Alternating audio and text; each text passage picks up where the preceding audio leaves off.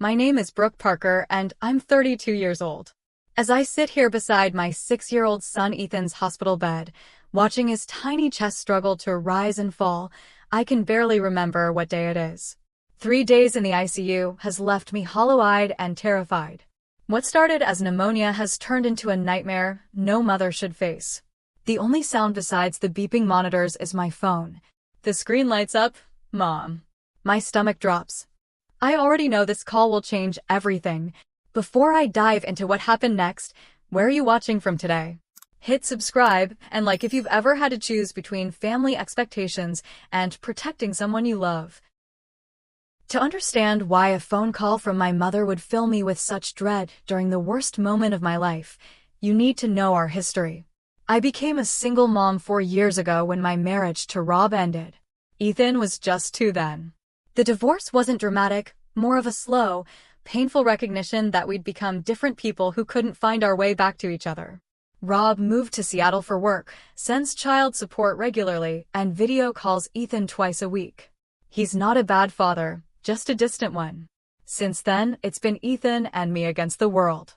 We live in a small 2-bedroom apartment in Portland. I work as a graphic designer for a marketing firm that thankfully allows me to work remotely most days. We don't have much, but we have each other. Ethan is my world, a curious, kind-hearted boy who collects rocks and can name every dinosaur that ever existed. His laugh could light up the darkest room. My relationship with my mother, Margaret, has always been complicated. Growing up in our upper-middle-class home in Lake Oswego, appearances mattered above all else.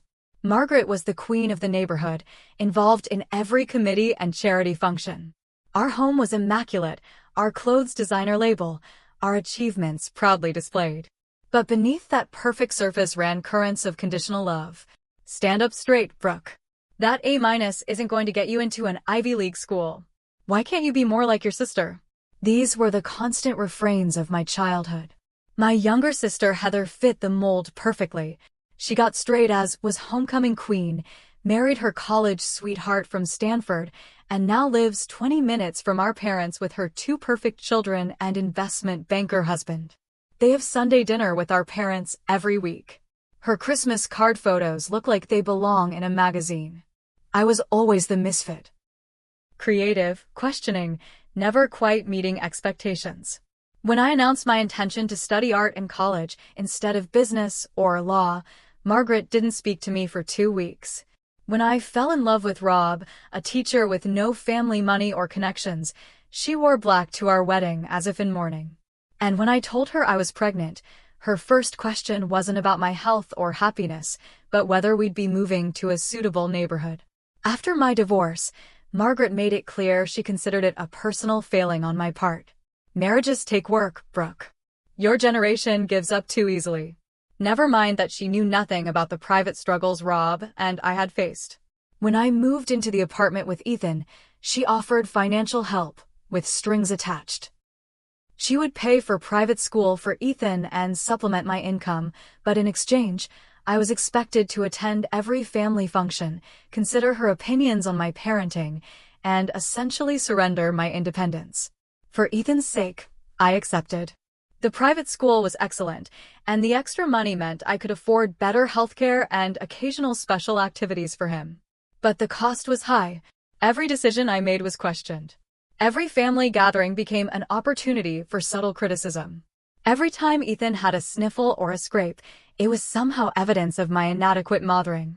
Margaret particularly excelled at using Heather's birthday parties, holiday gatherings, and other family events as leverage. Missing any celebration was treated as a betrayal of family loyalty. 2 years ago, when I couldn't attend Heather's anniversary party because Ethan had strep throat, Margaret didn't speak to me for 3 weeks. Last Christmas, when we arrived 30 minutes late to dinner because Ethan's winter concert ran long, she served us cold food and made pointed comments about punctuality all evening.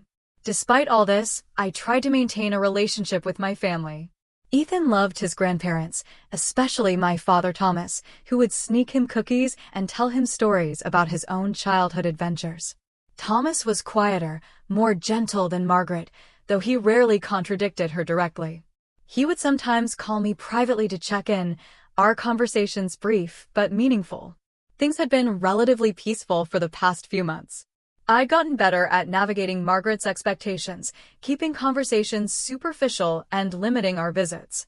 Ethan was thriving in school, making friends, and growing more confident every day.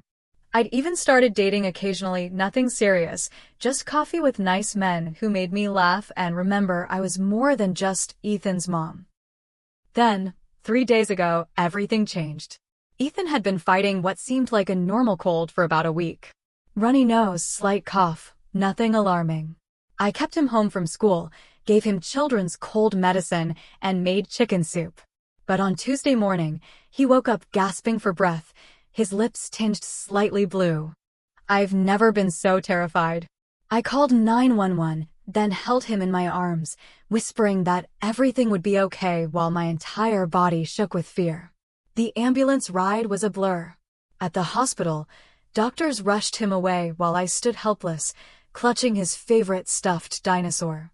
The diagnosis came quickly: severe pneumonia with complications. The infection had spread rapidly, causing fluid to build up in his lungs. He needed to be intubated and placed in the pediatric ICU immediately. I signed forms without reading them, nodding mechanically as doctors explained risks and procedures. And that's how I found myself here, in this sterile room with its beeping machines and antiseptic smell, watching my beautiful boy fight for each breath, wondering if I'd ever hear him laugh again. The pediatric ICU exists in its own time dimension. Days blend into nights, punctuated only by the rotation of medical staff and the steady rhythm of vital sign checks.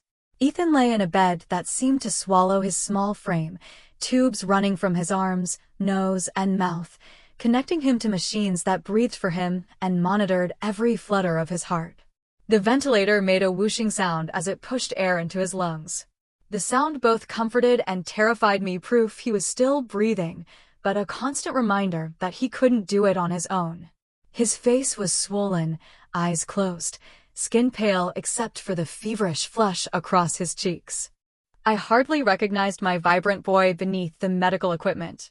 Dr. Rivera, the pediatric intensivist, explained Ethan's condition with gentle frankness. The bacterial pneumonia has caused significant inflammation in both lungs. We're giving him powerful antibiotics, but his body is struggling to fight the infection. The next 72 hours will be critical. When I asked what that meant, critical, she placed her hand on mine. It means we're doing everything we can, but his condition is very serious. His oxygen levels are lower than we'd like, and his body is working extremely hard. Children are resilient, Ms. Parker, but I want you to understand the severity of the situation. I nodded, unable to form words around the lump in my throat. After she left, I broke down, sobbing silently into my hands so the nurses wouldn't see. I couldn't lose him. I wouldn't survive it. The hospital provided a reclining chair beside Ethan's bed where I spent the first night, refusing to leave even when the nurses gently suggested I go home to shower and rest. I couldn't bear the thought of him waking up alone and afraid. Or worse, the thought that if I left, even for an hour, something irreversible might happen in my absence. So I stayed, dozing fitfully between nurse checks and beeping alarms.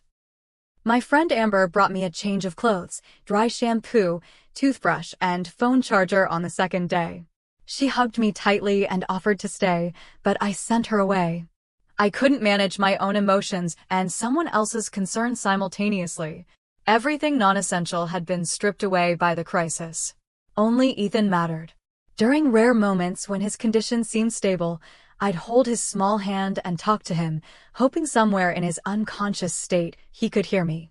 I told him stories about the dinosaurs we'd see when he got better. I reminded him of our upcoming summer plans to visit the coast. I promised him ice cream for breakfast, superhero movies past bedtime, anything he wanted, just please fight. Between these one-sided conversations, memories flooded back. Ethan at 3, jumping in puddles and laughing when the water splashed up. Ethan at 4, solemnly explaining to me why T-Rex couldn't brush his teeth properly. Their arms are too short, Mommy. Ethan just last month, proudly showing me the science project he'd completed mostly on his own. Each memory was both comfort and torture, evidence of the beautiful soul lying still before me. On the evening of the second day, Margaret and my father Thomas made a brief appearance. Thomas looked genuinely distressed, his eyes red-rimmed as he gazed at his grandson. He squeezed my shoulder wordlessly, the gesture conveying more support than any platitude could have. Margaret, however, seemed more uncomfortable than concerned. She stood at the foot of the bed, clutching her designer purse like a shield. "This place is dreadful," she whispered, as if the hospital's lack of aesthetic appeal was the problem. Surely they could make it less depressing. She stayed for exactly 15 minutes, asked no questions about Ethan's condition, and told me I looked terrible before leaving. Thomas lingered a moment longer, pressing a $20 bill into my hand for the cafeteria before Margaret called him to hurry up. After they left, a kind nurse named Lucia brought me a real coffee and a sandwich. "Family can be interesting during crisis," she said diplomatically. I managed a weak smile in response.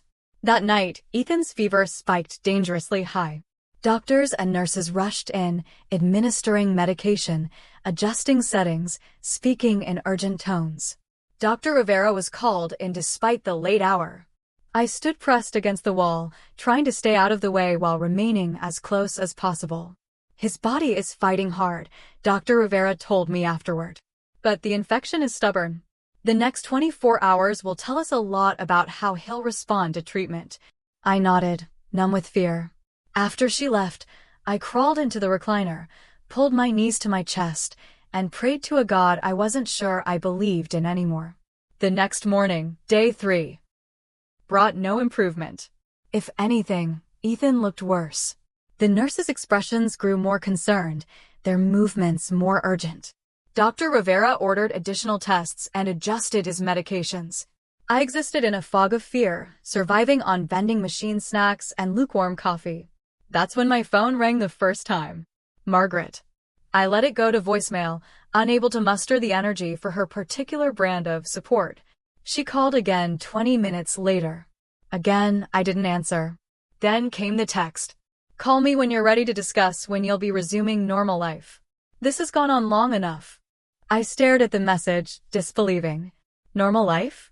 As if I were on some self-indulgent vacation rather than keeping vigil by my critically ill child's bedside. I turned my phone off and focused back on Ethan, counting each rise and fall of his chest like a precious gift.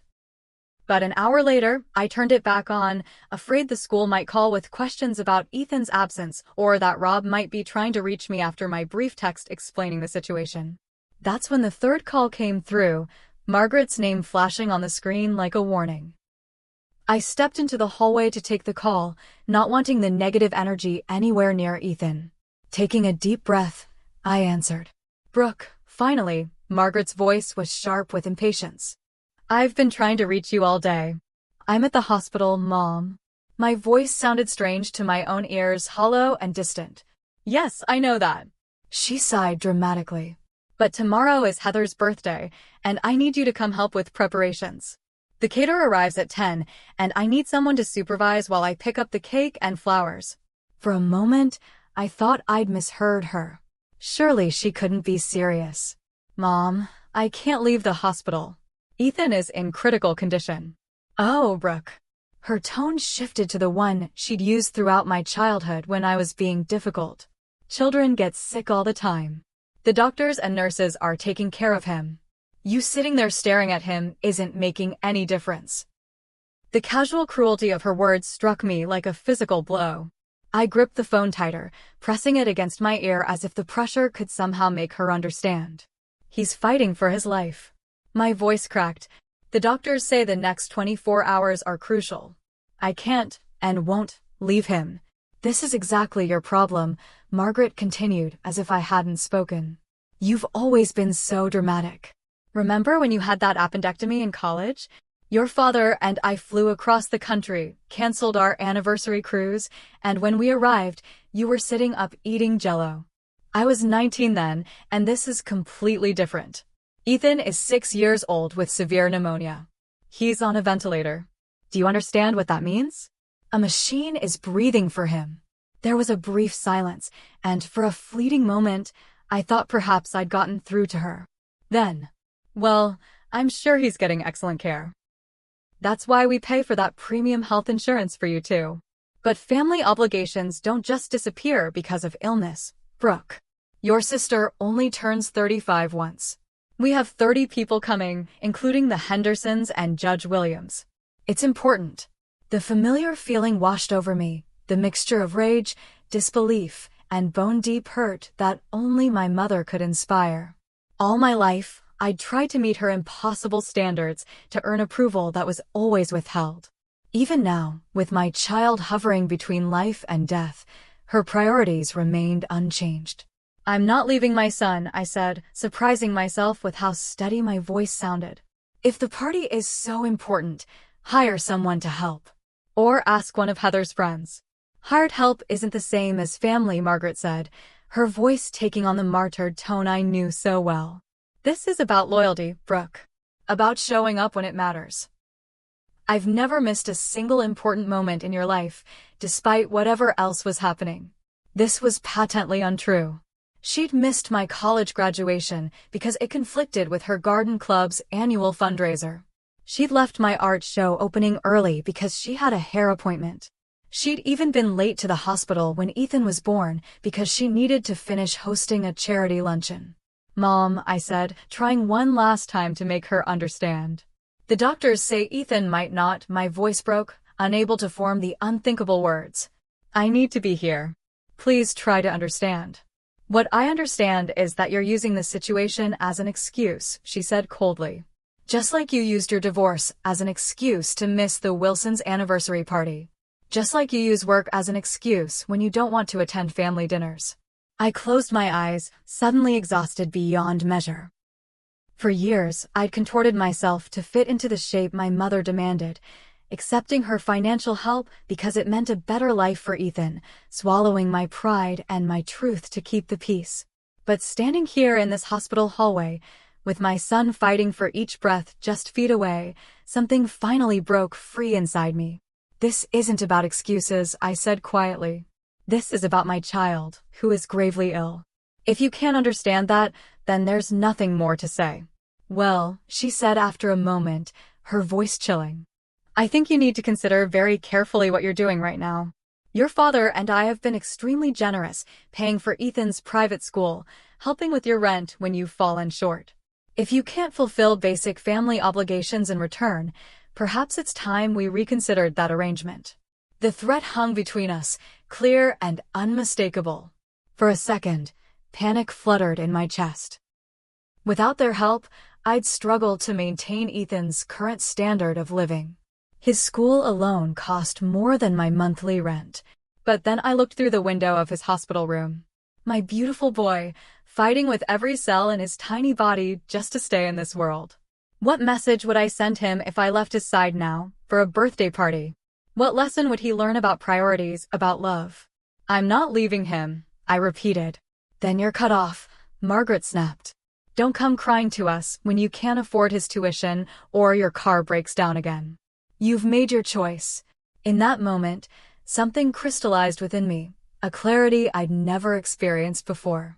All these years, I'd confused financial support with love, allowed myself to be manipulated and controlled because I believed I needed what my parents provided. But watching Ethan these past 3 days, witnessing his pure, fierce fight to live, had taught me what really mattered. Yes, I said. I have. I ended the call, then immediately blocked her number. My hands were shaking, but my mind was clear. Whatever came next, whatever financial hardships or adjustments we faced, we would face them together, Ethan and I. If he survived. When he survived. I walked back into his room, took my place beside his bed, and held his hand with a new resolve burning in my heart. Less than an hour after I blocked my mother's number, Ethan's monitors started shrieking. His oxygen levels plummeted suddenly, his small body convulsing as he fought against the ventilator. I stood frozen in terror as medical staff rushed into the room. He's crashing, someone shouted. Get Dr. Rivera now. A nurse gently but firmly guided me outside. We need room to work, she explained, her eyes kind but urgent. Wait here. Someone will update you as soon as possible. I stood in the hallway, my back pressed against the wall, watching through the window as a team of doctors and nurses surrounded my son. They moved with practiced efficiency, administering medications, adjusting equipment, calling out numbers and terms I didn't understand. Someone pulled the privacy curtain, blocking my view. My legs gave out, and I slid down the wall until I was sitting on the cold linoleum floor. This couldn't be happening. Not my Ethan. Not my bright-eyed boy who just last week had built a dinosaur city out of cardboard boxes in our living room. Not the child who kissed my cheek every night and whispered, "I love you to the moon and all the way back, Mommy." As I sat there, time seemed to fracture. I was suddenly back in the delivery room 6 years ago, hearing Ethan's first angry cry as he entered the world. I remembered looking down at his red, wrinkled face, making silent promises I intended to keep forever. I would protect him. I would put him first. I would be the mother he deserved. Now, those promises felt like ashes in my mouth. What kind of protection could I offer against an infection ravaging his lungs? What could I do but sit here, useless and terrified, while strangers fought to keep him alive? The truth hit me with stunning clarity. I was completely alone. I just cut ties with my mother, and by extension, likely my entire family. Rob was thousands of miles away. My friends, though caring, had their own lives and families. If the unthinkable happened, if Ethan didn't survive, I would face that abyss with no safety net. And yet, oddly, the thought didn't frighten me as much as it should have. The worst had already happened the moment Ethan's monitors started screaming. Nothing, not financial security, not family approval, not anything, mattered except his survival. First time in the pickup? I looked up to find a woman about my age sitting on a nearby chair. She had dark circles under her eyes and was clutching a foam coffee cup like a lifeline. I nodded, unable to form words. "My daughter Zoe," she said, gesturing to a room across the hall. "Severe asthma attack. 3rd time this year." "I'm sorry," I managed. "Me too." She paused. "Your family helping out?" A bitter laugh escaped me before I could stop it. "Not exactly. My mother just disowned me for refusing to leave my son to help with my sister's birthday party." Instead of the shock I expected, the woman just nodded knowingly. "My parents think Zoe's asthma is because I'm a bad housekeeper. Haven't spoken to them in 2 years." She shrugged. "Sometimes crisis shows you who people really are." Before I could respond, Dr. Rivera emerged from Ethan's room, her face etched with fatigue, but calm. I scrambled to my feet. "We've stabilized him," she said. "His lungs were struggling to work with the ventilator, so we've adjusted the settings and given him additional medication to help. His fever's still very high, which concerns me, but he's fighting hard." "Can I go back in?" I asked. She nodded. "Of course. Talk to him. Let him hear your voice." As I moved toward the door, the woman called after me. "Hey. I'm Kelly, room 412 if you need anything." I turned back. "Brooke." And, "Thank you." Back at Ethan's bedside, the room quieter now that the crisis had passed, I took his small hand in mine. His skin felt hot and dry, his fingers limp. The ventilator continued its rhythmic whooshing, the monitors their steady beeping. I stroked his forehead, brushing back the damp hair. "Hey, buddy," I whispered. "You really scared me there. But I know you're fighting so hard. I'm right here, Ethan. I'm not going anywhere. Not for anything or anyone." As the night deepened around us, nurses came and went, checking vitals, adjusting medications, recording data. One brought me a blanket and a fresh cup of coffee. Another quietly shared that her own son had been in the PICU with pneumonia years ago and was now a healthy college student. Small kindnesses that felt like lifelines in the darkness. Around midnight, my phone buzzed with a text from Heather. "Mom's furious. Says you're being selfish." What's going on? Is Ethan really that sick? I stared at the message, feeling a complex mix of anger and sadness. Even now, even with Ethan critically ill, the narrative being spun was about my selfishness. I thought about responding, explaining just how close we'd come to losing him tonight, but exhaustion overtook me. I turned the phone face down without replying. As dawn approached, I dozed fitfully in the recliner, waking at every change in the monitor's rhythm or Ethan's breathing pattern. During one such moment of wakefulness, I noticed a new text notification. Reluctantly, I checked it. It was a photo from Heather's social media, elaborate decorations for tomorrow's birthday party, with the caption, "Final touches for the big day. Hashtag blessed, hashtag perfect day, hashtag family." Not a single mention of her nephew fighting for his life. Not a word about postponing the celebration during a family crisis. Just business as usual in the picture-perfect world my mother had created. A wave of grief washed over me, not for the loss of financial support or family connection, but for the realization that those connections had never been what I thought they were. What I'd interpreted as love had been transaction. What I'd seen as support had been control. A soft voice interrupted my thoughts. It's hard, isn't it? When the people who should love us the most don't know how. I looked up to find Lucia, the night nurse, checking Ethan's for. My abuela was the same way, she continued quietly. Nothing I did was ever good enough. When I became a nurse instead of a doctor, she didn't speak to me for a year. She shrugged. But you know what? Some family we're born into, some we choose. And some, she nodded toward Ethan, some choose us.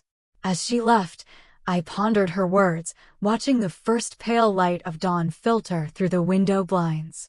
We'd made it through the night, the darkest, longest night of my life. And somehow, in the midst of this terrible crisis, I felt the first tentative stirrings of something unexpected, freedom. I leaned close to Ethan's ear. "It's a new day, sweet boy," I whispered. "Let's face it together." And as if in response, though he remained unconscious, his fingers twitched slightly in my hand. Dr. Rivera arrived with her team for morning rounds just after 7. They examined Ethan thoroughly, reviewing his vitals and test results from overnight.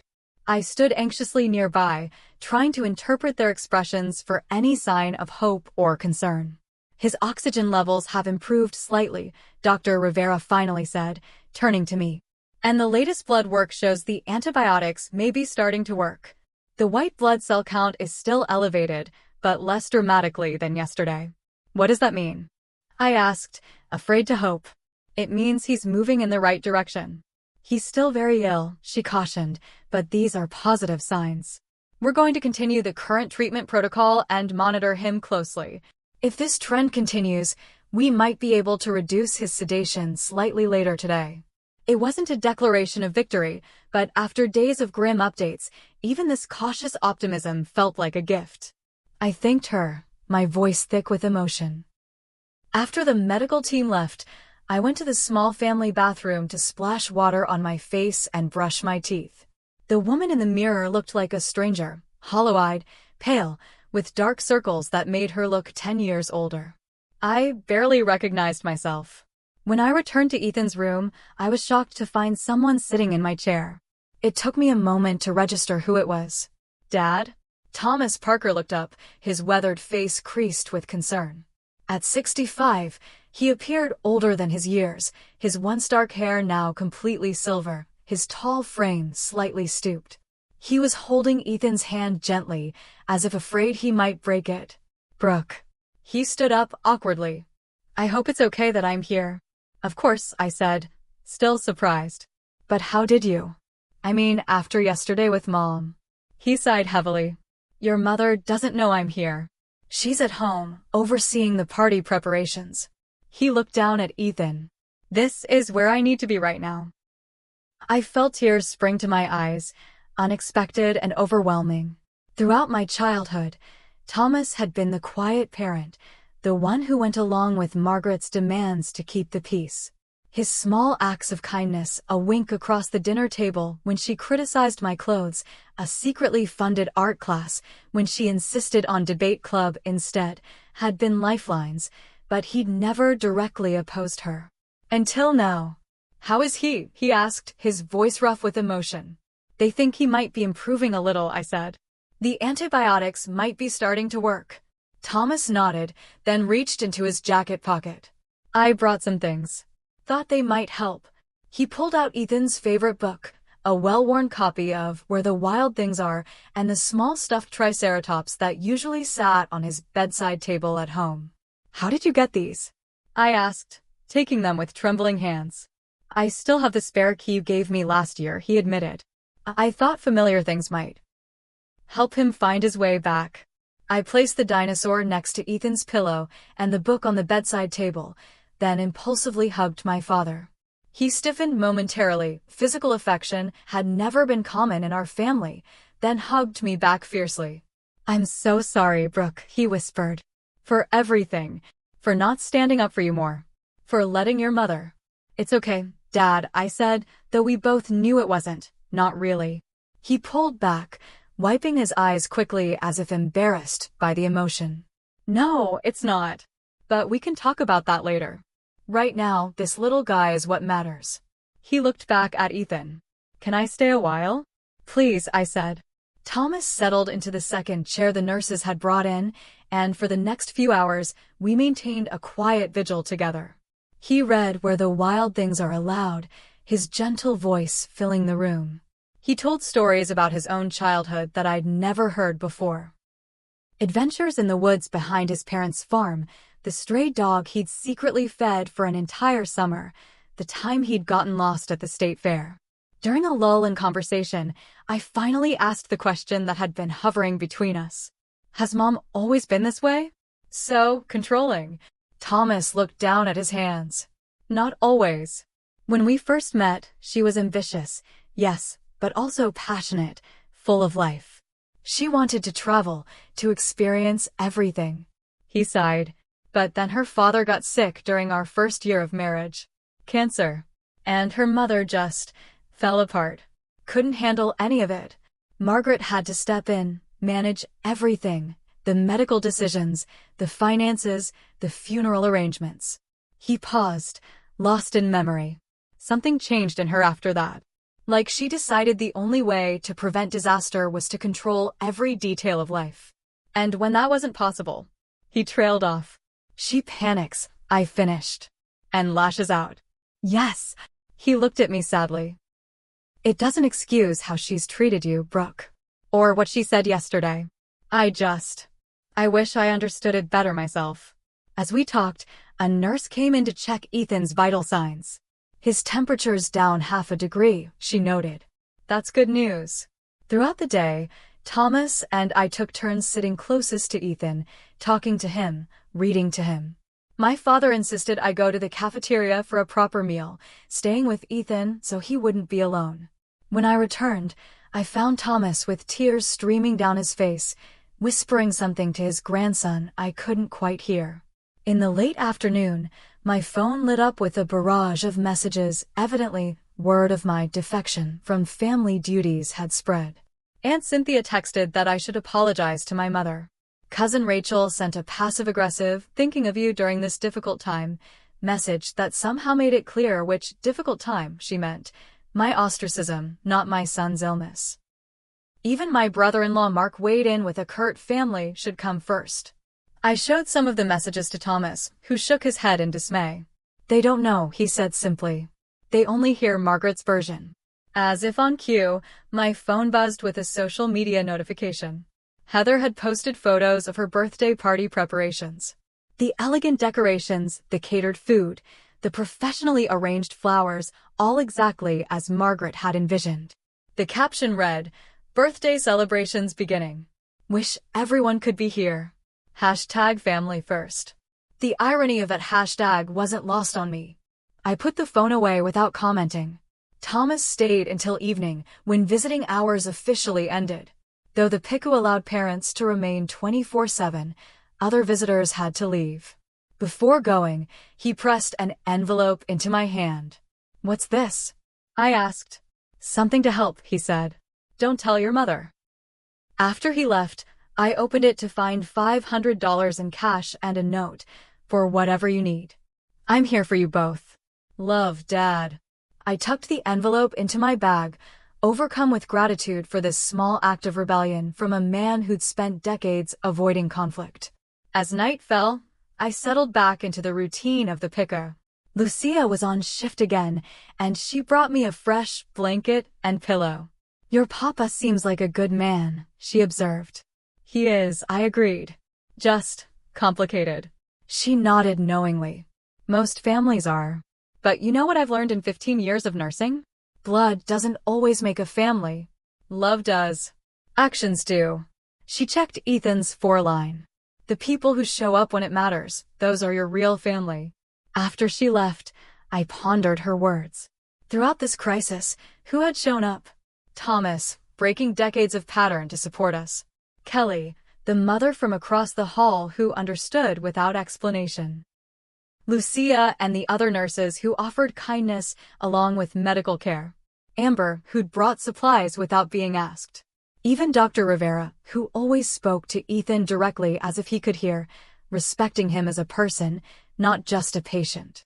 Family, it seemed, could be found in unexpected places. I was dozing lightly when I felt it, the slightest pressure against my palm. I opened my eyes, suddenly alert. Ethan's fingers had curled around mine, a weak but deliberate grasp. "Ethan?" I whispered, hardly daring to hope. His eyelids fluttered, but didn't open. The grip on my hand tightened fractionally. I pressed the call button and Lucia came running. "I think he squeezed my hand," I told her, voice trembling with excitement. She checked his vitals, then smiled broadly. "His numbers are looking better. And see here." She pointed to a monitor I didn't understand. "He's initiating some breaths on his own, working with the ventilator instead of against it." "What does that mean?" I asked. "It means," she said, squeezing my shoulder, "that your boy is finding his way back." As she left to notify the doctor, I leaned close to Ethan's ear. "That's it, buddy," I whispered. "Keep fighting. I'm right here waiting for you. We're going to be okay, just you and me. I promise." And in that moment, I believed it with absolute certainty. Whatever came next, whether financial struggles or family estrangement, we would face it together. The clarity I'd found in crisis wouldn't fade with relief. Some changes, once made, couldn't be unmade. Some truths, once seen, couldn't be unseen. I pressed a gentle kiss to Ethan's forehead, now cooler than it had been in days, and settled back in my chair, his hand still in mine, to wait for morning. The room was bathed in early morning sunlight when it happened. I'd been reading aloud from Where the Wild Things Are, my voice hoarse from hours of one-sided conversation, when I noticed Ethan's eyelids fluttering more intensely than before. I paused mid-sentence, hardly daring to hope. "Ethan? Can you hear me, buddy?" The fluttering continued, accompanied by slight movements of his fingers against my palm. I pressed the call button, and a nurse I hadn't met before, her badge read Maya, came quickly. "I think he's trying to wake up," I said, my heart pounding. She checked his vital signs and nodded encouragingly. "His numbers look good. The doctor reduced his sedation last night based on his improvement." She leaned over Ethan. "Ethan, can you open your eyes for us, sweetie?" For a moment, nothing happened. Then, slowly, his eyelids lifted. Just a fraction, just enough to reveal a sliver of the warm brown eyes I'd been desperate to see again. They were unfocused, confused, but unmistakably alert. "Ethan!" I cried, tears streaming down my face. "It's Mom. I'm right here." His eyes found mine, recognition flickering across his face. He tried to speak, but the ventilator tube prevented it. Panic flashed in his eyes. "It's okay," I soothed quickly. "There's a tube helping you breathe. Don't try to talk. You're in the hospital, but you're getting better." The nurse called for Dr. Rivera, who arrived minutes later. After examining Ethan thoroughly, she smiled, the first real smile I'd seen from her. "This is excellent progress," she said. "His oxygen levels have improved significantly, and his latest labs show the infection is responding well to treatment. If he continues like this, we might be able to extubate him later today." I could hardly process her words through my overwhelming relief. Ethan was awake. He was improving. The nightmare might actually be ending. Throughout the morning, Ethan drifted in and out of consciousness, each waking period slightly longer than the last. The respiratory therapist came to perform tests, nodding with satisfaction at the results. Nurses adjusted his medications, explaining that they were weaning him off the sedatives now that he was breathing more on his own. Around noon, Dr. Rivera returned with a team of specialists. "We're going to remove the breathing tube," she explained to both of us. "It won't be comfortable, Ethan, but it will be quick, and you'll feel much better afterward." I held his hand tightly as they performed the procedure, wincing at his muffled sounds of discomfort. But when it was done, when the tube was out and replaced with a simple oxygen mask, the relief on his face was palpable. "Water," he rasped, his first word in 4 days. A nurse brought ice chips, which I carefully spooned into his mouth. He closed his eyes in relief as they melted on his tongue. "More," he whispered. After he'd had enough ice chips, he looked at me with tired but clear eyes. "Mommy," he said, his voice barely audible. "I love you." And that's when I broke down completely, sobbing with relief and joy and lingering fear and 1,000 other emotions I couldn't name. I carefully gathered him into my arms, mindful of the 4 lines and monitors still attached to his small body. "I love you too, buddy," I choked out. So much."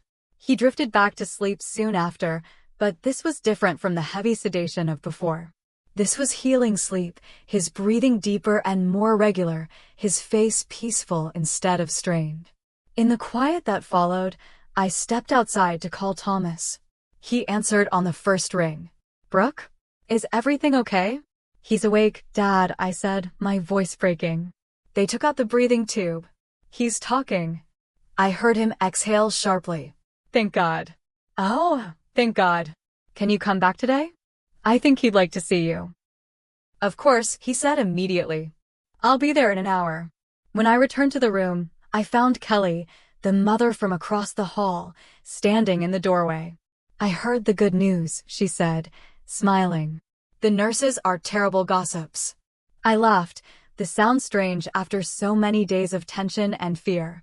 "He's going to be okay." "I'm so glad." She hesitated. "We're being discharged today. Zoe's doing much better. I just wanted to say goodbye and..." She handed me a slip of paper. "My number? If you ever want to talk about difficult mothers or sick kids or anything else." I took it gratefully.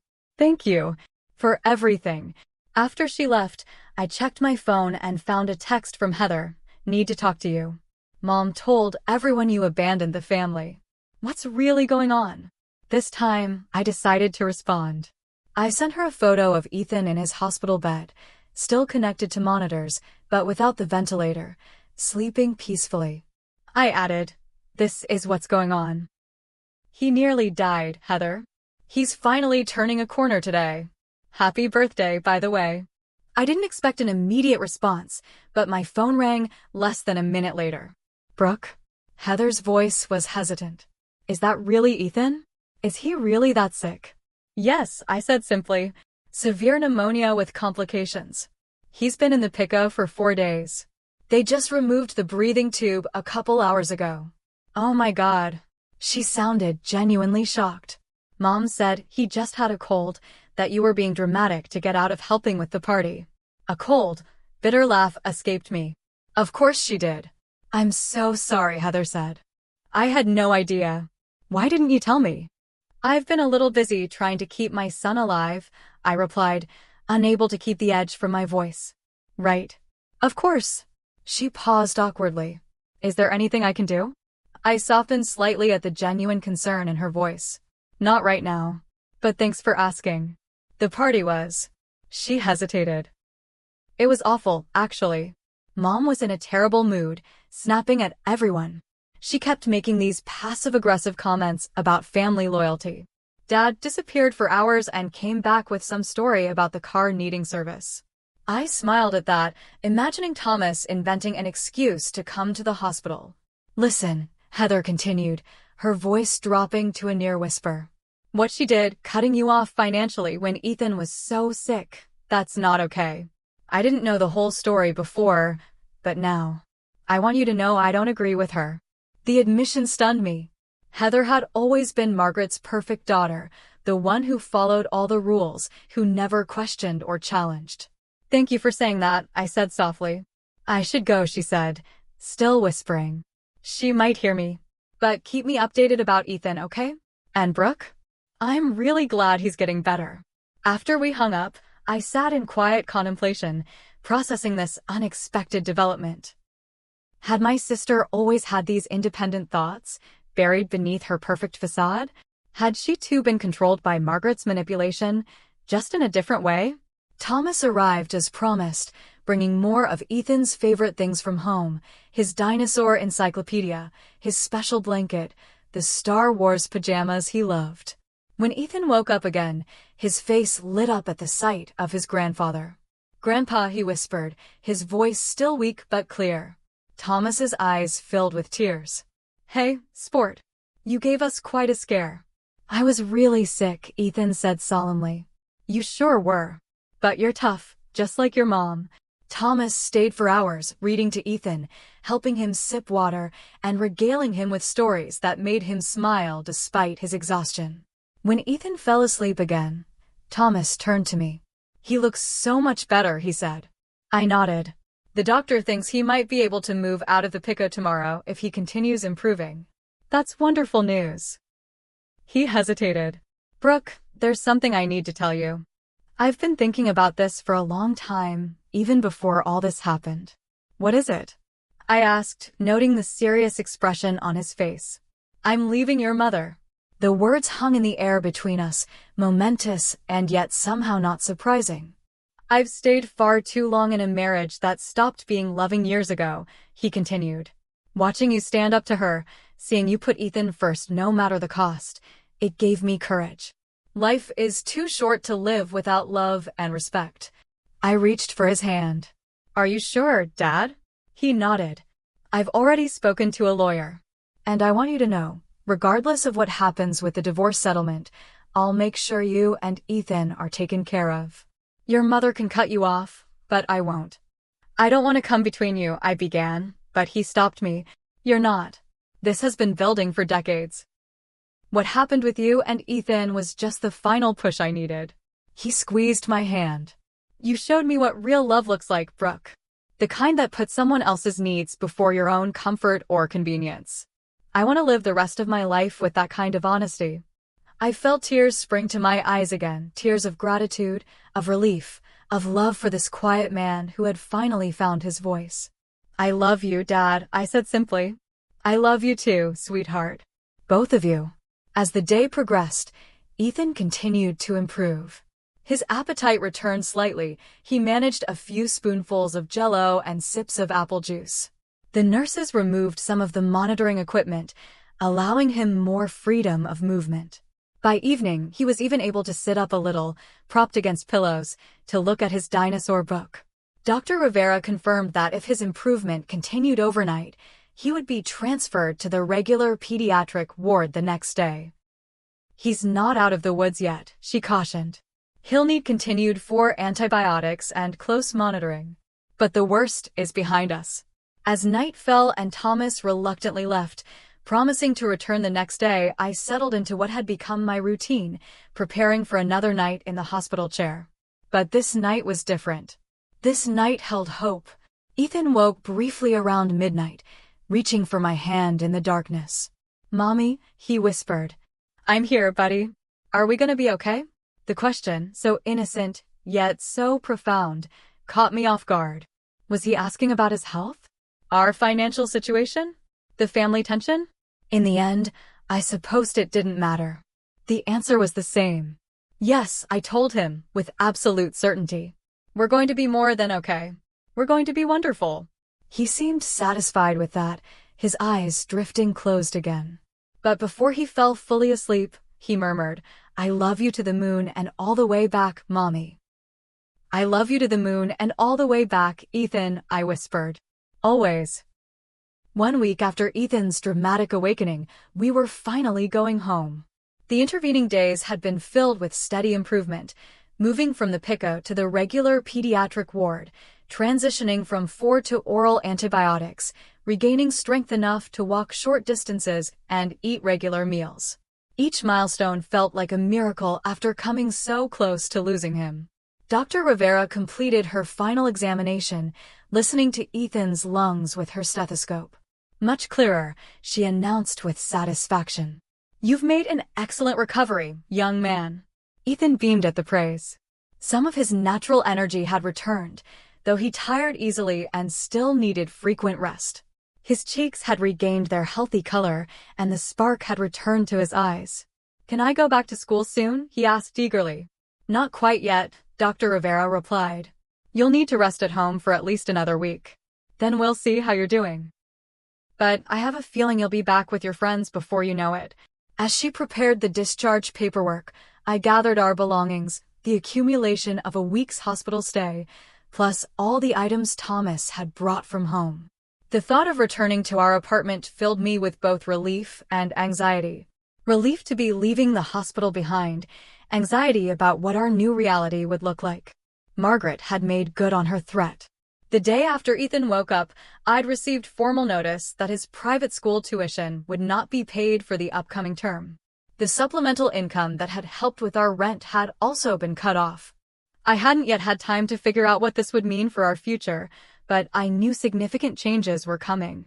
Thomas arrived to drive us home, his car loaded with groceries and supplies. "I figured the last thing you'd want to do is go shopping," he explained as he helped Ethan into his booster seat, carefully buckling him in. "Thanks, Dad. That's incredibly thoughtful." The drive home was quiet, Ethan gazing out the window with wonder as if seeing the world for the first time. In a way, perhaps he was. Near-death experiences had a way of making everything seem more vivid, more precious, even for a 6-year-old. As we approached our apartment building, I was surprised to see several cars parked outside that I recognized: Amber's compact, Kelly's minivan, and a few others belonging to friends and neighbors. "What's going on?" I asked Thomas, who smiled mysteriously. "A little welcome home committee," he replied. Indeed, when we entered our apartment, we found it transformed. A "Welcome Home, Ethan" banner stretched across the living room. Balloons and streamers decorated the walls. And gathered in our small space were a dozen people: friends, neighbors, even Ethan's favorite teacher from school. "Surprise," they called in unison as we entered. Ethan's face lit up with delight, though he immediately sought the safety of my side, still feeling vulnerable after his ordeal. Amber stepped forward, hugging me tightly. "We wanted to show you you're not alone," she whispered. Not for a second. I fought back tears as I surveyed the room. These people, some I knew well, others I'd barely spoken to before Ethan's illness, had come together to support us. They'd cleaned the apartment, stocked the refrigerator, and even set up a schedule for meal deliveries over the next 2 weeks. Kelly, who'd given me her number at the hospital, had organized a fundraiser among the parents at Ethan's school. "It's not enough to cover full tuition," she admitted, handing me an envelope. "But it might help with the transition." Inside was over $2,000, a stunning amount that would give us breathing room to figure out next steps. Ethan's teacher, Ms. Wilkins, pulled me aside during this small celebration. "I heard about the tuition situation," she said quietly. "I want you to know the public school in this district is excellent. I have friends who teach there, and I'd be happy to make introductions." The gathering was kept short, everyone mindful of Ethan's need for rest. As the last guests left, promising to check in soon, I settled Ethan on the couch with his favorite dinosaur documentary. "That was nice," he said sleepily. "All those people came just for me." "For us," I corrected gently, stroking his hair. "They care about both of us." After he fell asleep, Thomas helped me move him to his bedroom, tucking him in carefully. "I have something to show you," my father said once we were back in the living room. He handed me a folder containing legal documents. As I scanned them, I realized they detailed a trust fund in Ethan's name, a significant one, funded entirely by Thomas. "Dad," I gasped. "This is... I can't accept this." "It's not for you to accept or decline," he said firmly. "It's Ethan's education fund, and it's already established. There's enough there for private school through high school if that's what you decide is best for him, or it can be used for college later. Either way, it's his future, and it's non-negotiable." I shook my head in amazement. "Does Mom know about this?" "No." I've had a separate account for years that she doesn't know about. I always suspected this day might come, and I wanted to be prepared. He sighed. The divorce filing goes in next week. I've moved into a small apartment temporarily. How are you feeling about it all? I asked. He considered the question carefully. Sad, in some ways. 40 years is a long time to share with someone. But also, lighter. Like I can finally breathe. He smiled ruefully. Not unlike Ethan, I suppose. 3 days after our homecoming, I received a certified letter from Margaret's lawyer. I opened it with trepidation, expecting further financial repercussions or perhaps even threats regarding visitation with Ethan. Instead, I found a coldly worded demand for a public apology for my abandonment of family obligations before any reconciliation could be considered. I sat with the letter for a long time, weighing my response. The old Brooke would have capitulated, would have apologized just to keep the peace, to maintain the financial support, to avoid conflict. But that Brooke had died in the hospital, watching her son fight for every breath. After careful consideration, I wrote a reply, not to the lawyer, but directly to my mother. It wasn't angry or accusatory, just clear and firm. I explained that I would always be grateful for the support she had provided in the past, but that our relationship moving forward would need to be based on mutual respect. I detailed Ethan's condition during those critical days and expressed my hope that someday she might understand why I had made the choice I did. I ended by saying that while I was open to healing our relationship, it would need to happen with appropriate boundaries in place. I never received a direct response from Margaret, but 2 weeks later, Heather called me. "Can we meet for coffee?" she asked. "There's something I want to talk to you about." We met at a cafe halfway between our homes. It was strange seeing my sister outside of a family gathering, just the two of us, as rarely happened. She seemed different somehow, less polished, more authentic. "I've been doing a lot of thinking," she said after we'd exchanged pleasantries and inquiries about Ethan's recovery. "About Mom, about our family, about everything, really." She twisted her wedding ring nervously. "When Dad moved out, it was like a bomb went off. Mom's been on a rampage, calling everyone, telling her version of events. She's even talking about contesting the divorce, though her lawyer apparently told her she doesn't have grounds." I nodded, unsurprised. "The thing is," Heather continued, "watching all this unfold, seeing how she's behaved, it's made me question a lot of things I've always accepted as normal. The way she uses money to control people. The way she manipulates situations to get what she wants." She looked up at me, eyes shining with unshed tears. "The way she's always pitted us against each other."